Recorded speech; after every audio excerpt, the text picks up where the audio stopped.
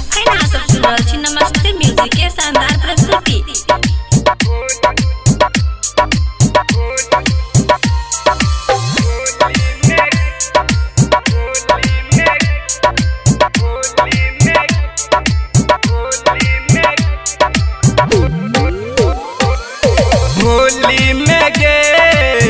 होली में गे चोली के भीतर रंग डालो देगे। होली में गे चोली के भीतर रंग डालो देगे। वर्णी नीचा सरकान गे छोड़िया लंगा नीचा सरकान गे छोड़िया। वर्णी नीचा सरकान लंगा नीचा सरकान डोरी के ऊपर रंग डालो देगे। होली में गे चोली के भीतर रंग डालो देगे। होली में गे छौड़ी होली में गे चोली के भीतर रंग डालो देगे।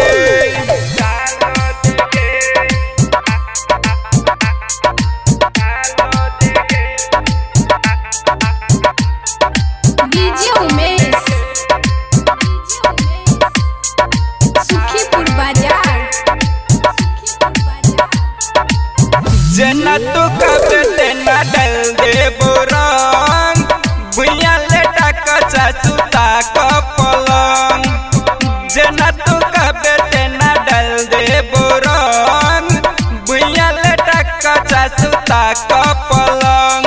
पुरिया स रंग लगवाले गे छोड़िया पिचकारी स डलवाले गे छोड़िया। पुरिया स रंग लगवाले पुचकारी स डलवाले जाते जगह पर बही गेल के रंग। होली में गे चोली के भीतर रंग डालो देगे। होली में गे छोड़ी होली में गे चोली के भीतर रंग डालो देगे। होली में गे छोड़ी होली में गे चोली के भीतर रंग डालो देगे। डालो देगे सुखीपुर बाजार डालो देगे।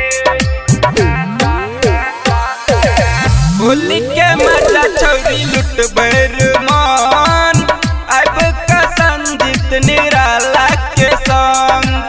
होली के मजा छौरी लुट भर मान अब का मनोज राज के संग। गोदिया में अब लगवाले गे छौरिया गालो पर रंग मिसवाले गे छौरिया। गोदिया में अब लगवाले गालो पर रंग मिसवाले। छोड़ काय सब लाजो शरम। होली में गे छोड़ी होली में गे चोली के भीतर रंग डालो देगे। होली में गे चोली के भीतर रंग डालो देगे। Presented by नमस्ते म्यूजिक।